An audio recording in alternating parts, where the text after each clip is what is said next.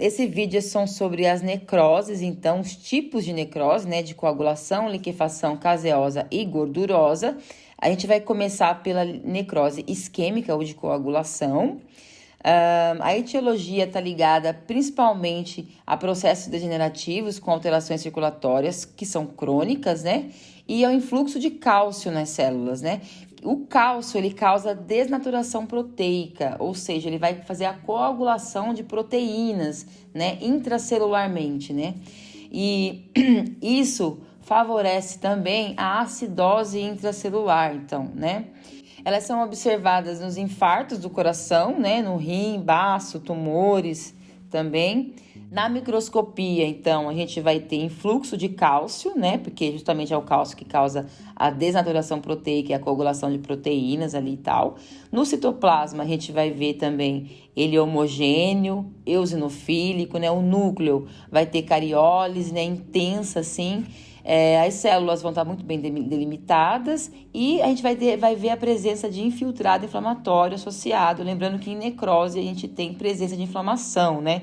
Aqui eu trouxe duas imagens, a 1 e a 2, no hepatócito normal, na 1, e em 2, uma necrose em hepatócitos, né? Para comparar, você pode ver que está bem mais rosa a imagem 2 do que a imagem 1, que é hepatócitos normais, né?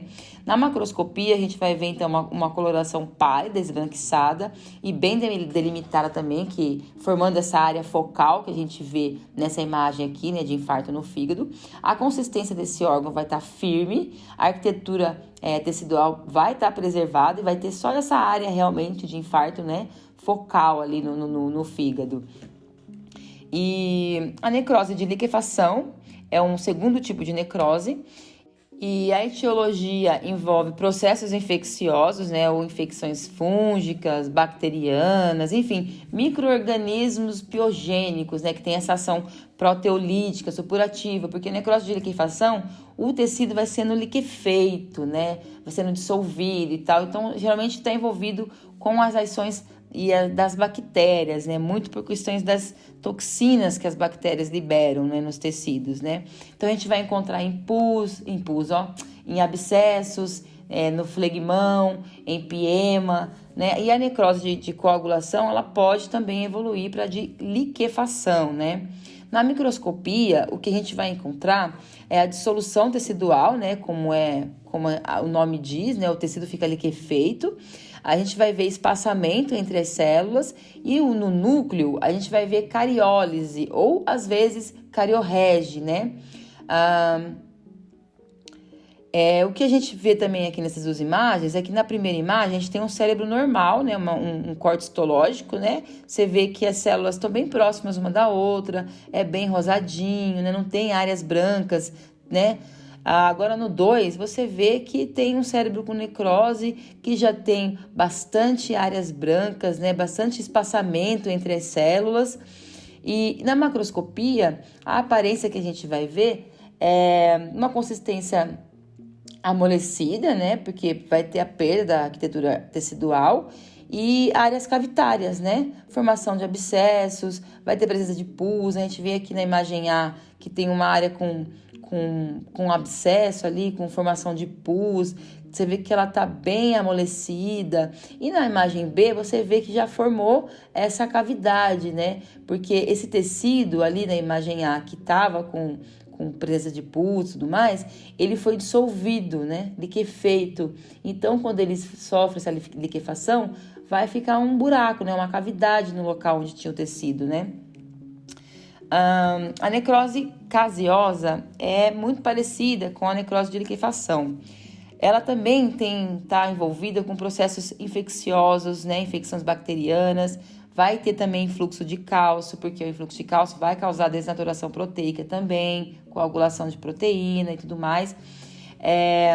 E também tem associação de necrose, de coagulação com a liquefação juntas, né? E também a gente vê isso muito frequente quando a gente vê infecção crônica, né? Que forma granuloma, né? Granuloma eosinofílico, né? Do gatinho. Enfim, tem algumas doenças que causam granulomas, né? Não só essa que eu falei, mas tem algumas outras também, a tuberculose, a necrobacilose, enfim, que são dos bovinos. Na microscopia, A gente vai ver também fluxo de cálcio. No citoplasma ele vai estar homogêneo, eosinofílico, os núcleos vão estar picnóticos, né, no centro, e cariorreste na periferia. Vai ter dissolução tecidual também, assim como na necrose de liquefação. Vai haver o espessamento dessas células e também a presença de infiltrado inflamatório. Só que nessa tipo de necrose, na caseosa, o que a gente vê na macroscopia é a formação de cásio. O cásio, ele é um pouco mais endurecido, mais pastoso. Ele tem um aspecto de queijo, assim, sabe? Aquele queijo francês, assim. Então, é um pouco diferente, assim, porque na liquefação, vai se dissolvendo o tecido, vai ficando amolecido. E nesse não, ele fica um pouco mais pastoso, um pouco mais endurecido. O cásio é algo mais endurecido, né? E vai ter também nódulos de coloração pálida, esbranquiçada, vai formar pequenos grânulos, assim, que são pequenos, como se fossem pequenos cásios, assim, né? Que é parecido com a consistência de queijo mesmo, né? Vai ter perda de arquitetura tecidual também.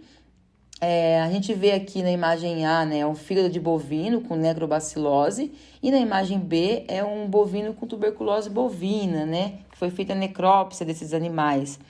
A próxima necrose é a gordurosa. A gordurosa, tem a etiologia ligada com a questão enzimática, né, que é principalmente secundária à pancreatite. E também tem traumática, né? Quando existem alguns traumas que afetam o tecido adiposo, né? A gente sabe que os ácidos graxos, eles acabam se combinando com cálcio ali e produzem algumas áreas brancas saponificadas, né? Que a gente vai ver isso na microscopia e na macroscopia.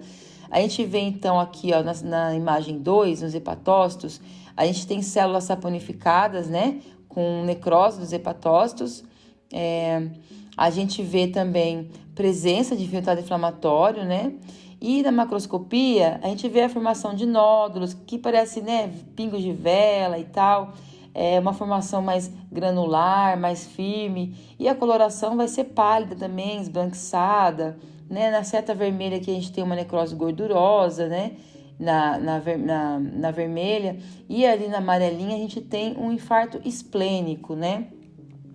E é isso, assim, são essas 4 necroses que eu tenho para falar hoje. Deixei uma pergunta aqui para vocês, né? Será que as necroses podem evoluir, complicar ainda mais? Como que elas se resolvem, né?